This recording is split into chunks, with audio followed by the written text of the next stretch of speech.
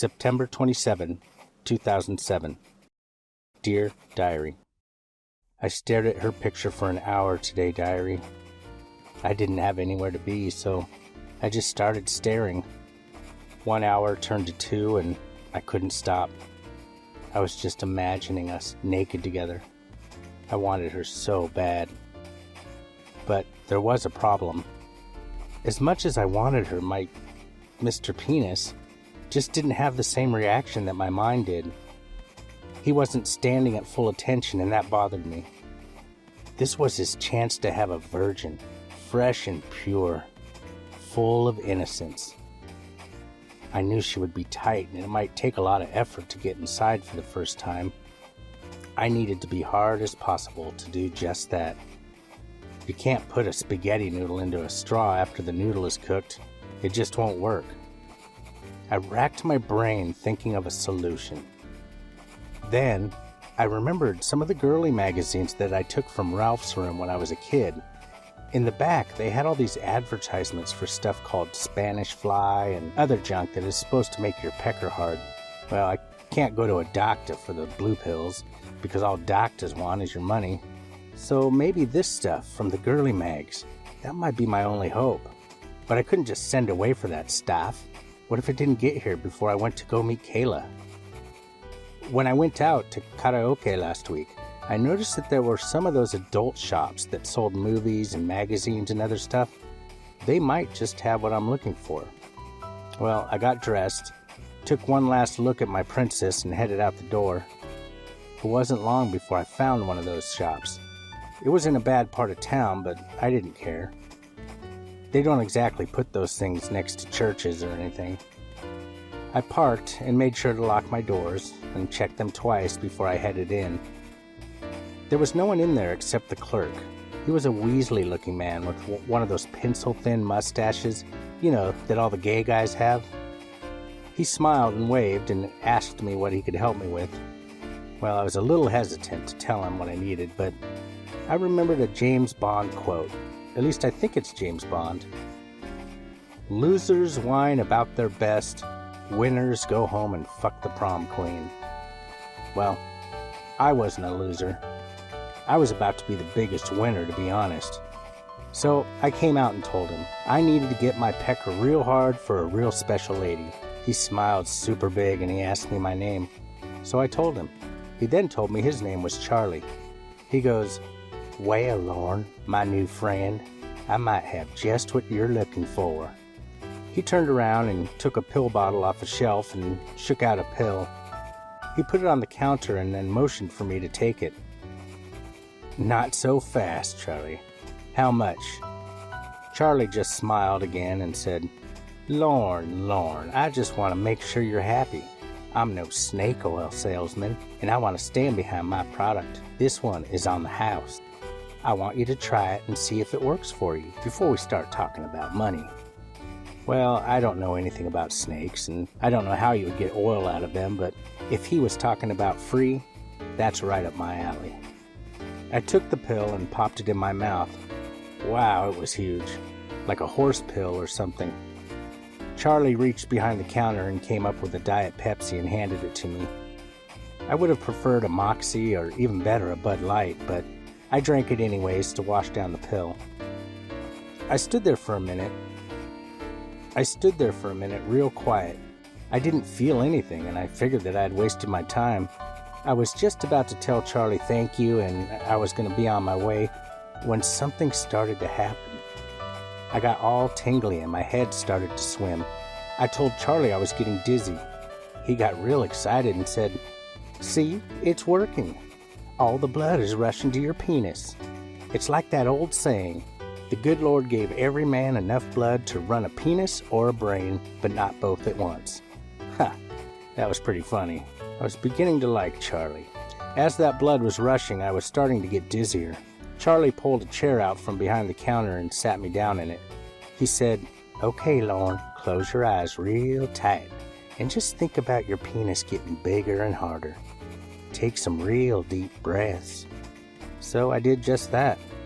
I thought about Kayla, her sexy little gap in her teeth, her bra straps, her pretty blue eyes. and every other little part of her.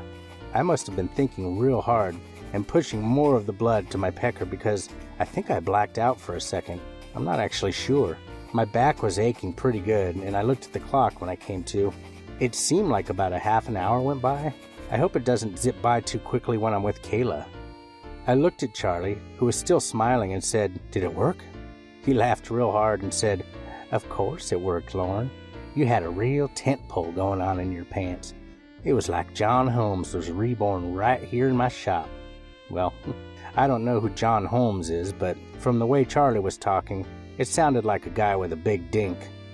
I stood up and was real uneasy on my feet. Seemed like my whole body was hurting. Man, that was a powerful pecker pill that I was sold. I opened my wallet to see what I had in there. It wasn't good. Perhaps he could sell me half a pill or something? Charlie picked up the pill bottle and shook it. There was no noise, so I guess it was the last pill. I could see the side of the bottle and it had Ket, something Ket written on it. I couldn't see the rest of the word because Charlie's finger was in the way. I was going to have to remember that and look it up on the computer. Just in case I came back by and the shop was closed and I had to go somewhere else. I was a little disappointed that I couldn't get another pill and told Charlie so. But on the bright side, I knew I wasn't going to meet Kayla for a bit still. I knew I had to save for some gas money. Why not save for one of those pills too? Charlie said that he would have some more next week and to come by any time. The next one might be on the house too if he had enough. I was really starting to like Charlie then. I turned and headed out. I waved to Charlie and noticed something weird. He was wearing a pair of basketball shorts. Now, I could have sworn that he was wearing a pair of light-colored tan trousers when I walked in. Oh well. Sometimes my head is all messed up and I don't remember things like I should. My legs were real sore as I walked back to the truck, my knees especially. I unlocked and hopped in. Ow-wee! My butt was real sore, especially my butthole. It itched really bad. It was probably all that blood draining to my dink. My auntie had real bad circulation in her legs, and sometimes when she moved them, she said it felt like needles in her skin when all that blood came back in. I started to drive off and pulled into traffic. Man, this was really starting to hurt.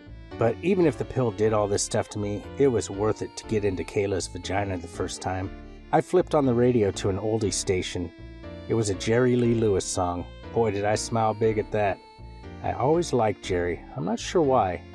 Then I started to think about stuff. I thought about my mom and all the things that she used to do for me. Then I thought about a time I had a problem like I was having right now, and how my mom helped me out. Back when I was a kid, I had to go spend the night at my dad's house. I hated going to my dad's house because Bunky was there. I didn't like Bunky at all. Dad treated him better than me, and to top it all off, I had to sleep in Bunky's room. I remember one time I didn't say a word to him all day, and I just glared at him.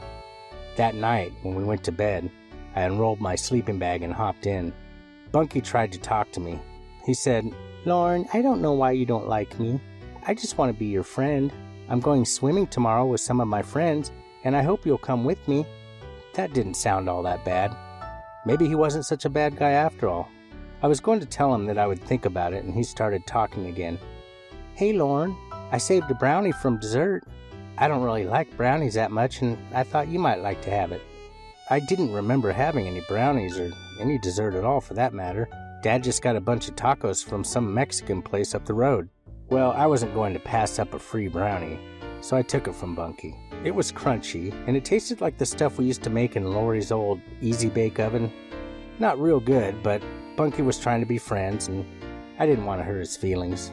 We started talking back and forth about a bunch of stuff. I was getting real sleepy, I remember, even though I was getting kind of excited to go down to the old quarry and go swimming. I don't know when I fell asleep. When I woke up, it was late. Bunky wasn't in his bed. I had a real bad headache and needed to poop. I stumbled down the hall and into the bathroom, pulled down my pajama bottoms and let her rip. Man, my butt hurt. Must have been those tacos with all that red sauce that was tearing my butt up. It was really hard to wipe. That red sauce must have shot right through me. I got dressed and went into the kitchen to find Dad. He was there, and I asked him where Bunky was. He told me that Bunky had taken off with some friends an hour ago. That fucking pizza shit. Just when I was starting to like him. I waited the rest of the day for him to come back. He never did. Then it was time to go back to Mom's. I just sat in the car with my arms crossed and didn't say a word. When I got home, Mom asked me what was wrong. I told her that Bunky blew me off.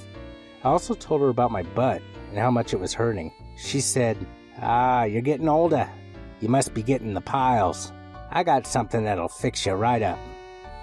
She went into the bathroom and came out with the tube of stuff that Grandpa Armstrong had left the last time he visited. She goes, "When you got the piles, you just need a little bit of the old preparation. Now get them britches down." Well, I did what she told me. I was a little embarrassed, but she was my mom, and I loved her. She went to work, and I admit, it did feel a little better. I pulled my pants up and gave her a hug, but I was still sad about Bunky leaving me and started to cry a little. Mom knew just what to do.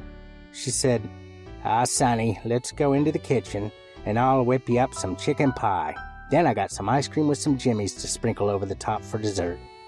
Mom was the best. I miss her. Well, while I was thinking about Mom, I got drawn back into what I was doing when some asshole pulled out right in front of me. I honked and flipped the fucker off, but I got to thinking about how to make my butt feel better. I was betting that I was getting those piles again, but I remembered what to do. I needed the old preparation. There was a Walgreens up ahead, so I pulled into the parking lot. I found what I needed on aisle 3. Holy shit, $7.50 for a tube of the old preparation. Even the store brand wasn't much cheaper. I had to think of something else. Then I saw it. A bottle of witch hazel for 90 cents. I remember it was an something you could use for piles. That's what I remember. I remember Lori telling Mom about having to dump some on her ass after she had a kid. Well, I grabbed a bottle and headed to the checkout. Behind the counter, I spied something strange and wonderful. There was a shoebox with a couple of packs of Marlboro Lights and a sign that said, "Buy one, get one free." Amazing. Boy, this day was starting to shape up. I was low on smokes anyways. I asked the clerk why they were so cheap. He said that the employee bathroom flooded and some of the water got in the storage room and soaked a couple of cartons of Marbs, so they were trying to get rid of them. Well, shit. A little water never hurt anything. I could dry them out. I walked out of there with 4 packs and still had some change in my pocket. I felt a little guilty, as I was trying to quit for Kayla and my singing voice, but I'm pretty sure I can quit whenever I want to. It really was turning out to be a pretty good day, but it was time to head home and see Bud. I got home, unlocked my door. The first thing I noticed was the carpet was wet. Bud probably knocked over his water dish again. Then I remembered something. I stopped putting his dish down because he kept knocking it over. I just left the toilet lid open, so he could get a drink from there. I put my hand down on the floor and then smelled it. God damn it! He'd pissed on the floor again. I took the towel that I used to block the crack in the door so the Mexicans wouldn't know that I was home, and I covered up the piss spot. I was going to have to get to that later. I started to undress since, I needed to be naked later anyways, and then I headed over to my computer. Damn, no messages from Kayla. Well, I had things to do, like take care of my butt. So I went into the bathroom and I tried to figure out how I was going to get this stuff on my butt. I finally decided that I'd have to bend over and just pour it down my crack. Ouch again! Boy, did that sting. I clamped my cheeks together as tight as I could and it really wasn't feeling any better. I stayed that way for a few minutes, and then I had another plan. I started to fill the tub with hot water. A good soak might do me real good. When it was full, I hopped in. Finally, some relief. I soaked for a good 5 minutes with my eyes closed, and then I heard Bud push open the door. He got up on his hind legs and put his front legs on the toilet seat and was getting a drink. He's about as tall when he stands on his legs that I think Kayla should be. Suddenly, I had another plan. I stood up and grabbed him around the waist and drug him into the bath with me. Yeah, he struggled a bit, and then he calmed down and just sat in the water. Perfect. Kayla can take a bath with me when she gets here. And, to my surprise, my pecker was standing straight up. That pill must have still been in my system, and when I started to think about Kayla, it made my pecker stiff again. Well, the water was starting to cool down at that point, and I decided it was time to get out. My only towel was out there covering Bud's piss, so I just grabbed an old sock and started to wipe off. I followed Bud out into the living room. He went and grabbed his food bowl in his mouth and started to whine. I guess he was hungry. I started to dig around for something to feed him. I found some white bread in the fridge, and then back in the cupboard there was a can of tuna. Whoever lived here before must have left it, since I don't eat tuna. I dumped the bread and the tuna in his bowl and made Bud tuna casserole, basically. I spoil him so much, and I know Kayla is going to spoil him too when she gets here. He started to wolf it all down, and then I went to the computer. Damn, I need a lamp in here. I wiggled the mouse to bring the screen back up. Still no Kayla. Shit. Well, she's probably still at school, I figured. That kind of made me angry. Yes, learning and all that is important, but when we get married and I'm touring, it's not like she's going to need a job or anything. You know, I'll be making all the money, and she doesn't even need to finish high school. Besides, it's too much of an opportunity for boys to be looking at her. Her boy teachers, too. I'll have to let her know to tell them boys that she's already taken. Oh, speaking of earning money, I really needed to find another job. I had seen this one job for construction work. A lot of them jobs are asking for background checks. All I got on my record is that OUI, and that wasn't even my fault. I hope they don't check that out.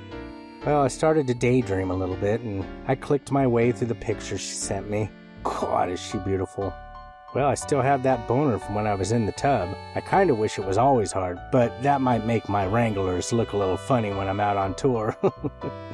That's a good one. Tour. Oh, I really need Kayla here right now. Yeah, I know it's still going to be a little while before I get to see her. I guess I'm going to need to go see Charlie again before I see her face to face. Well, diary, this little red rocket isn't going to blast off by itself. I'll talk to you tomorrow. Good night.